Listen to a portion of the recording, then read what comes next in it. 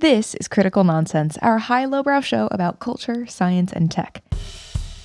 This week, Aaron, Joey, and I talk all about power.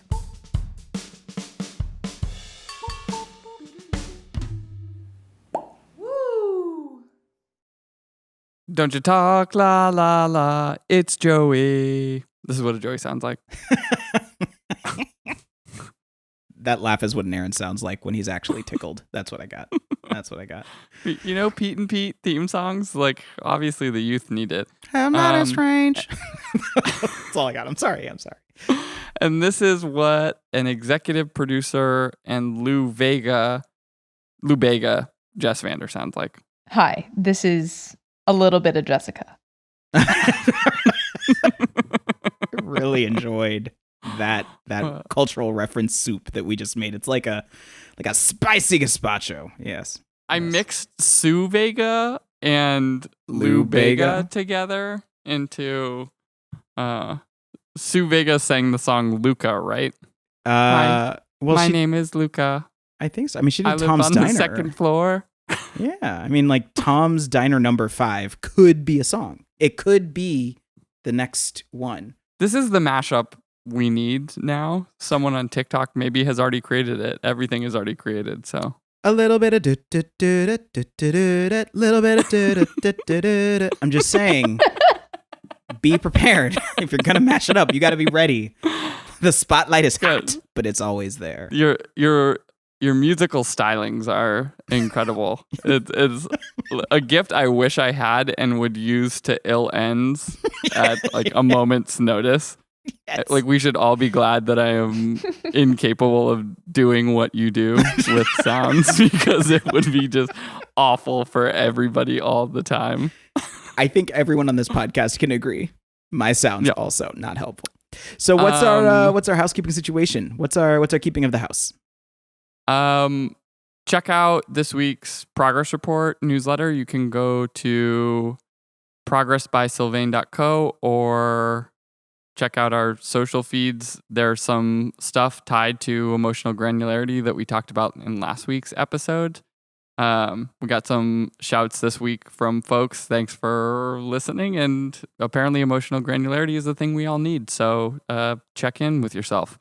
Additional housekeeping, check out and subscribe to our YouTube channel. I think you have to search Sylvain Labs. We're working on the handles, but Sylvain YouTube channel, you can see some of the videos of our face of little cuts and listen to the episodes there. And Jess, the merch store is still live, right? The merch store never died, even though it told us it would. So it's kind of like a strange ghost of a merch store. But you never know when it might close down. So what's the URL? bonfire.com/criticalnonsense/store or /store/criticalnonsense. You put me on the spot. We'll put it in the show notes. URLs are hard. I did a podcast interview this week talking about one of the talks I gave on cognitive diversity, and at the end they're like, so where can we find you? And I was like, URLs, like what are they? And I was like, our website is, oh shit. And I got all of them wrong. I told him literally 3 wrong URLs. And he's like, it's cool, we'll just put it in the show notes. That's how we know that you're a New Yorker, is that you gave people the wrong directions and just kept moving, and afterwards you crossed your fingers and you hope they got there. They'll make it to the Empire State Building. They'll make it to the Brooklyn Bridge. They'll figure it out. They're smart people. We believe in them. It's true. Yeah. So speaking of smart people who we believe in, so it's you. It's me. You're a smart person. I believe in you. Oh, I feel so special. I needed that today. There's a topic that's been on my mind probably my entire life because it's my last name. Oh, interesting. You've had some time to think about this. Just a little bit. And it is the concept of, shocker, powers. It's power. I think about power all the time. I like the idea that every... Your power's hungry? Woof. I feel like every intro, Aaron, you've been ruminating on something forever, and then Joey just read an article recently. That sounds about right. That sounds Yeah, definitely the math right. checks out. That's Agreed. the math. Agreed. So this like incredibly prolonged rumination it comes from like a whole lifetime of people saying things like, Aaron Powers, you sound like a superhero or something. Like, that's so cool. Your name is so awesome. I'm like, I thank my mom, I guess, and my dad. There's a lot there. But it's also because I do constantly think about the concept of power itself. What does it mean when it changes hands? Why does it matter to certain people? And truly, is it possible for it to ever be used for positive ends? I'm sure everybody thinks about their last names like this. But in any case, can K-Meyer be used for good?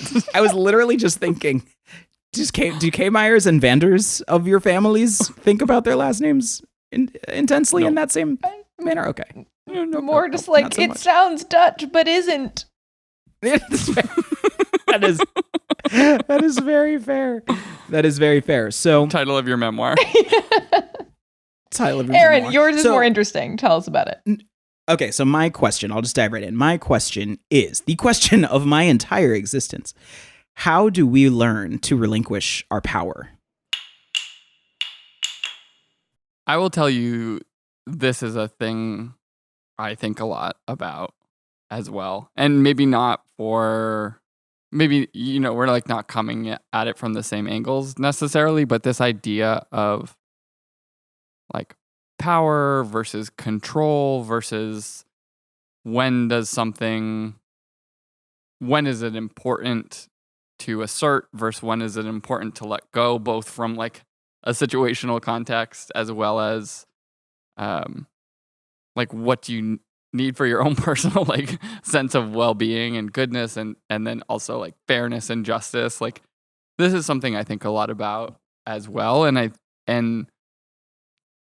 I will tell you, on just like my personal journey, it has been like a continual growth towards letting go of things. I think when you start life or have experiences where you feel like you have very little power, when you start to accumulate any of it, even, like incremental amounts of it, there's like a fear of losing that ability to control a situation, right? And maybe this is worth like disambiguating. I don't know of the difference between power and control. But as I've like continued to grow and like become less self-conscious about these things and maybe more secure in myself and my skin and those types of things, like the ability to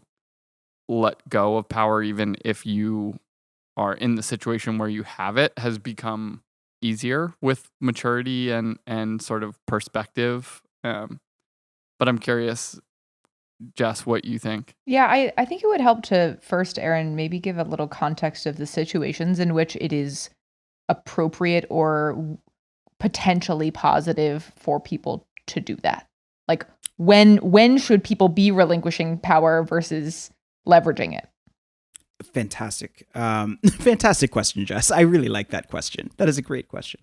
It drives me crazy when people do that, and I do it knee-jerkingly, so I have to make fun of myself for that. Anyway. I feel like people use it usually when they're stalling because they don't know the answer to the question. There was a whole really This American Life episode about the rise of that's a really good question, because like that wasn't always there, but it is this sort of like semi like, oh, great question, as like both a stalling thing and a way to sort of give some sort of social compliment to the person who asked it. But it's like so pervasive. It was like an invasive species, and now everyone says it. I love this. Show notes, This American Life. Listen to it. That episode. Also, thank you for helping me stall. So when it comes to this, I think the main situation in which this has been coming up and why it's been on my mind recently has been about questions of equity in business, racial equity and gender equity in business. And there is a very, very uncomfortable reality that every call for a more diversified board, every call for creating a more diverse leadership team fundamentally has to do with distributing, or excuse me, not distributing, but diffusing power amongst more people. Either by bringing more people to the table who weren't there before that represent certain perspectives, or by replacing people who were there currently with other people who have different vantage points. And from a lot of the conversations that I've been having over this past year, that discomfort with that side of the equation is something that seems to have been holding a lot of folks back from being able to seize an actual solution. And in many cases, like we recently saw with Basecamp, for example, and everything that was going on with their company silencing all political discussion. That is me. I have an entire armada of helicopters that's flying above me. So I hope all of our listeners enjoyed that. They're hearing what I'm saying. They're listening to me talk about power. It's very scary. But can you go into the Basecamp example? So over at Basecamp, a couple of weeks ago, the senior leadership team announced that there would be no political discussion on any of their internal forums anymore. No discussions of politics or identity. And in theory, they felt that this was actually making it an easier place for employees to work. And employees immediately responded with, absolutely not. You're actually forcing me in the only place that I can really interact with my colleagues to completely deny my existence and the realities of who I am as a person outside of the four walls of this business. And when the senior leadership team came back a week later with a confusing apology and then a doubling down, a third of the company quit en masse by the end of the meeting. And there has been no indication that the actual policy is going to be rolled back. And the issues of race that were at the heart of this and that blew everything up in this meeting were extremely, extremely laid bare. I think the Verge article that came out about it last week is a great summary of what went down. And it's a good example of leadership making a mistake, to put it lightly, making a mistake in believing that in fear, the best thing to do is to shut down conversation and using their power in that way, as opposed to what employees were asking for, which was for the microphone. They were looking for decision-making authority. They were looking for certain decisions, not just this one about expressing political perspectives, quote unquote, political or societal perspectives on their forums, but all other forms of decision making that inherently continue to reinforce systemic racism within their business and industry. That was the ask. Yeah, and it was through the lens of like starting a DEI group within the company and shutting it down like within a week, right? Like that was sort of one of the initiating events. Yes. And so with all of this, I mean, the Basecamp example is just one type of reaction that certain senior leaders have had, right? There's one that's about like silence, but also and like even they didn't learn, right? Like this was the whole thing that had happened at Coinbase, you know, less than a year prior that had like a similar event. And, you know, I'm sure Coinbase is probably doing fine since their IPO. And also it is like expensive and difficult to replace a third of your company based on a decision that seems like relatively arbitrary given, you know, sort of the nature of the way that people are thinking and the way that sort of the politics of identity are changing as we're going through this sort of, I guess, reckoning, like a national reckoning with sort of discrimination within, you know, society writ large, but also in this case specifically within sort of corporate America. And so for people within a company, you know, some large portion, right? Like in both of these cases, around a third of the company left after this inciting event, like what does it tell you as an organization that if you're just telling people that they can't sort of bring their identities to work or discuss their identities to work, that you're going to lose a third of your company? Like, that doesn't seem like you're like a strong recruiting strategy, let's call it. Yeah, and right, like that obviously seems like not the right answer of just like no change at all and like quash it now. But I guess, and this is something that I've talked about with my brother Ben a bit, especially in the wake of like the reply all fallout, and I think the idea of like the middle ground of that, like what is the middle, like that obviously feels wrong, but what does an incremental power structure change look like that isn't also very painful, right? Like if there is an imbalance, any amount of imbalance might still be excruciating for those who aren't getting their fair share, but the exchange is a disruption to the status quo, and therefore can be also painful to the business itself, just in like reacclimating, recalibrating, I guess.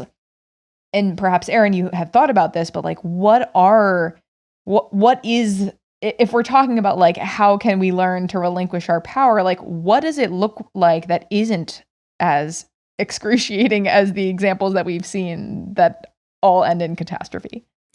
Yeah, I mean, I think there's also, when we talk about who benefits and who loses from changes in systems, there is a big question to me about how we can start to recognize that perhaps it is not about my own immediate needs or even my own immediate experience, but actually it is about the system in which I operate and what is right for that broader system.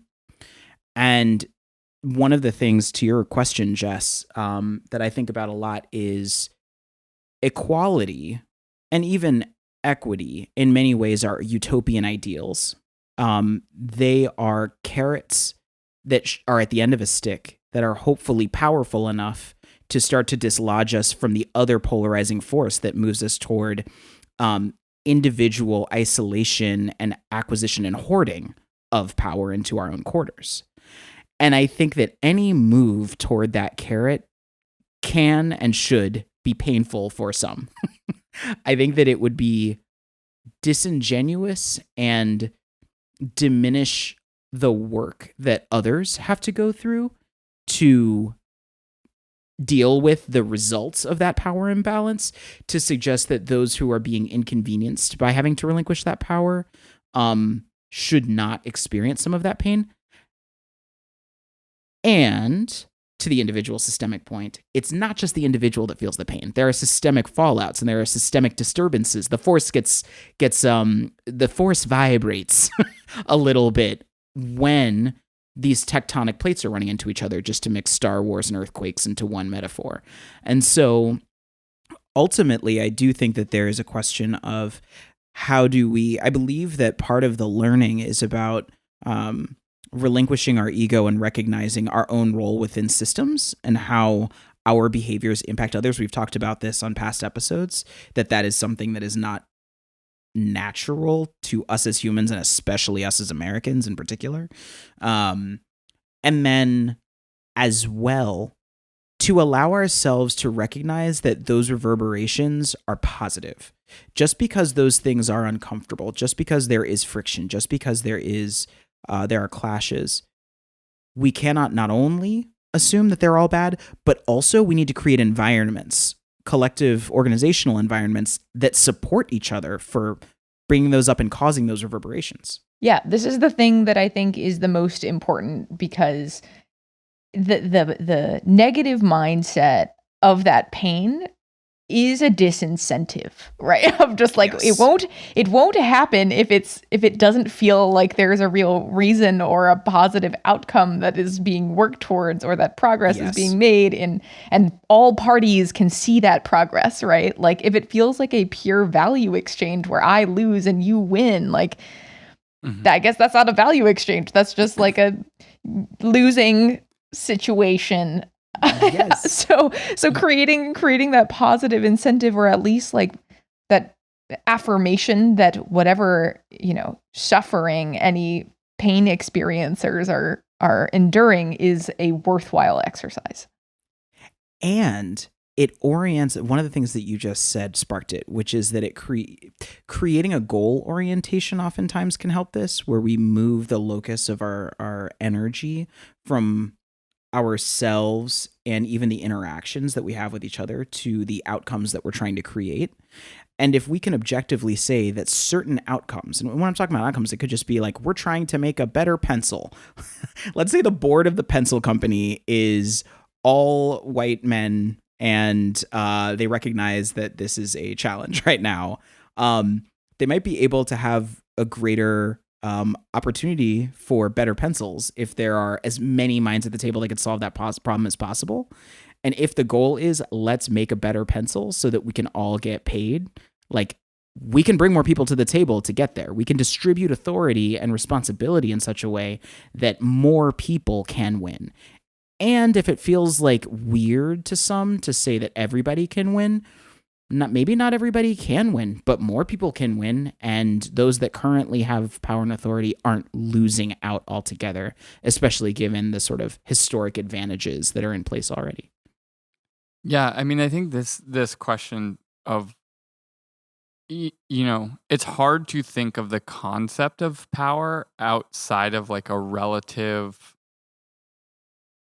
like means, I guess, right? Like if you're thinking about like, if there's one decision to be made, who has the power to make the decision? If there are 5 people, right? Like whoever has the power to make the decision has the power, right? I guess like democracy in its most ideal sense is like a nice example where everyone sort of has equal power in the sort of assertion of how decisions are being made collectively, although that obviously isn't exactly true, right? In representative democracy, ultimately one person is being chosen to make the decisions. But that relative dynamic of power, I think, is so much at the heart of this. And one of the things that, I don't know that is a unique idea, but in a lot of conversations we've had with Osei, and maybe even on the show in the past, is around this idea of like oftentimes when you make someone who had worse conditions better, even when your position isn't made worse, the sort of the shrinking of that delta can feel like a loss, even if it isn't actually a loss. And so that idea, it makes me wonder if like power itself as like the concept is the root of the problem, because before we got started, you sort of talked about this idea that felt like, to me, in the communication of it, like a zero-sum game, right? Like if I give up power, like you're saying, if I relinquish power, does that mean that like you gain it? Like is it so even? Does it have to be like win-lose? Is there sort of like a new way to view this construct that can be more sort of like rising tides lift all ships? Yeah, I mean, that certainly has appeared in my bubble of Instagram, where like someone posted no, like it I'm is there with you, yeah. It is so emblematic of this post that I saw the other day that was like, competition among women shouldn't be a thing. Like there's more than enough success for all of us to have, and it makes everything better when like more women are like making money, like taking names, doing all this stuff. And I was like, yeah, that's what you're talking about. But it is very much like it is a social like ingrained concept that is not that needs to be overturned. But certainly, again, I know this is a thing that is talked about in my bubble, and I don't know if it is as widely understood or appreciated as like the way that is the like that broader goal of like, but for women is not, it needs perhaps to be championed, but not everyone sees it that way. There's so many things that I love about that. One of them is the fact that it illuminates how wise Christina Aguilera and Britney Spears have always been.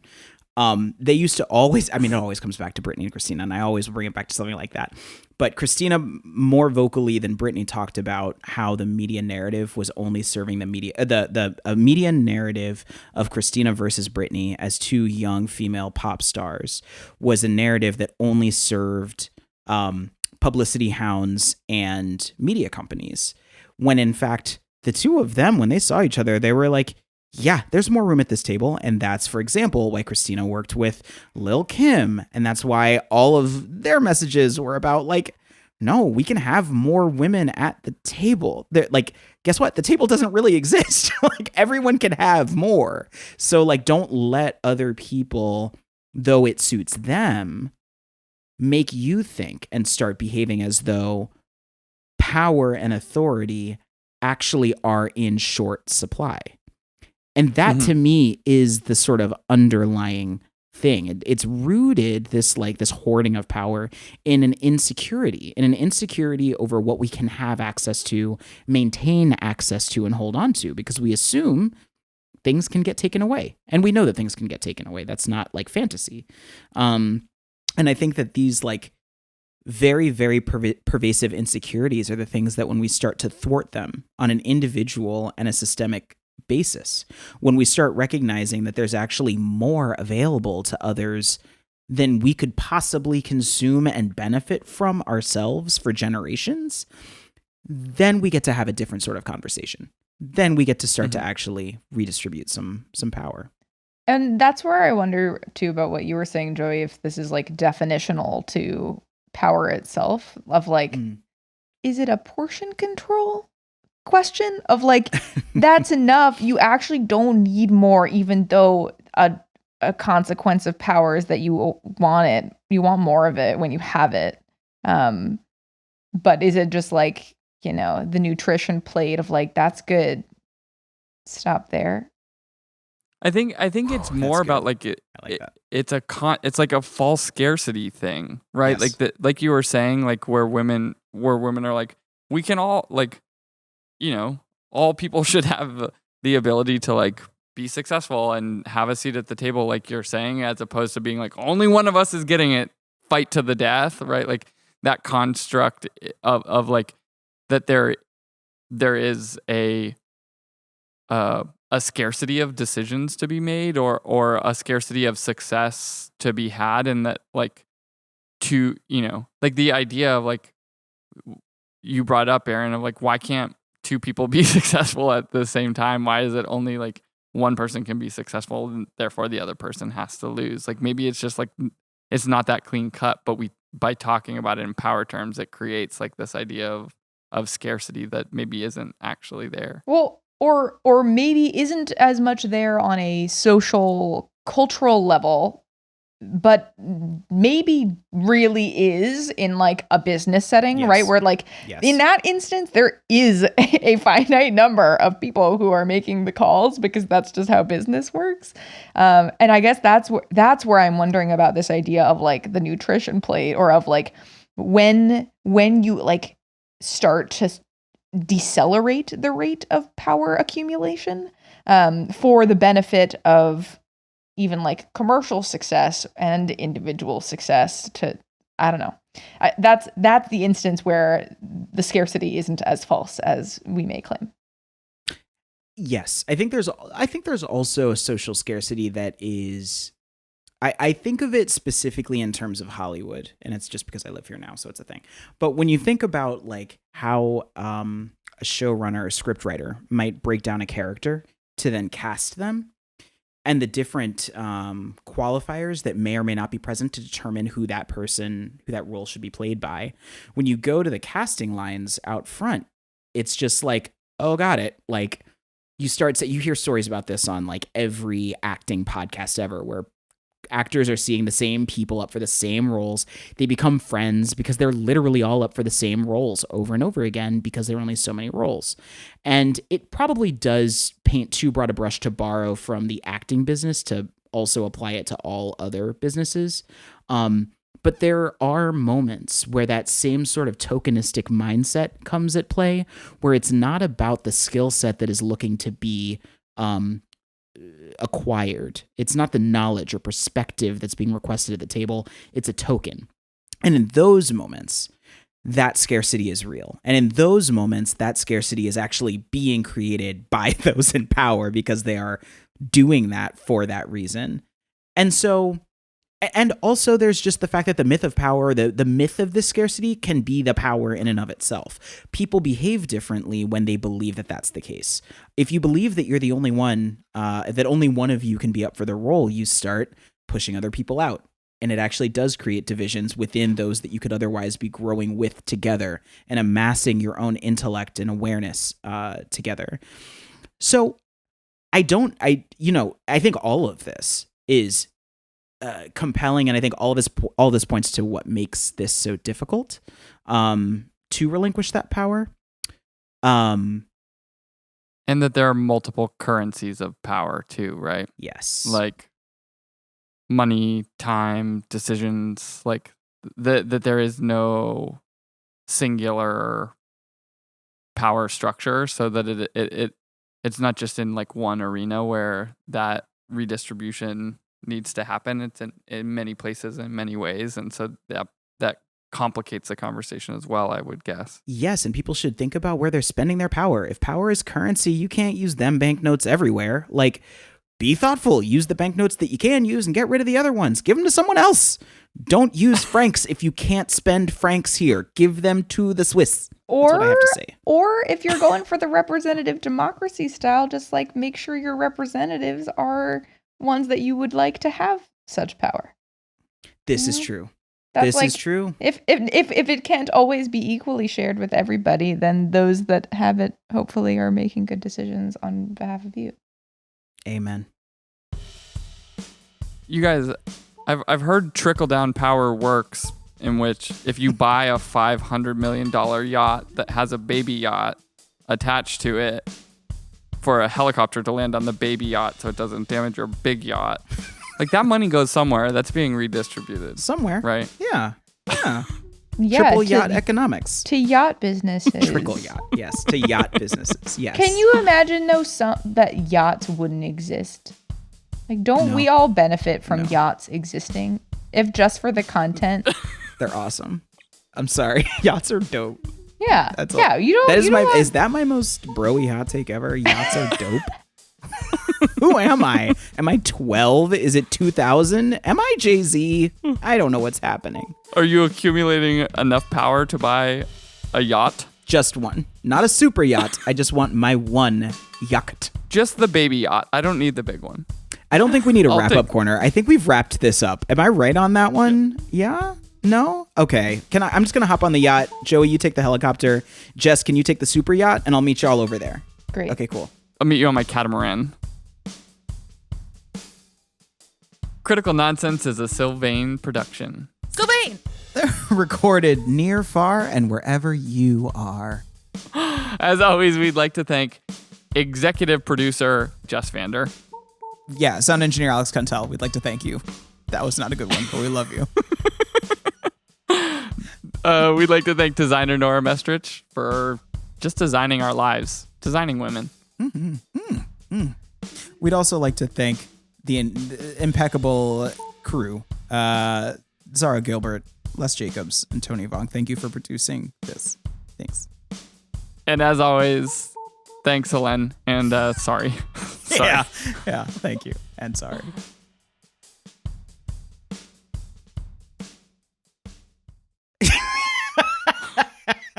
I don't know what a catamaran is. It's a very nice sailboat. It's very wide. Two sides. Nice. Yeah, nets.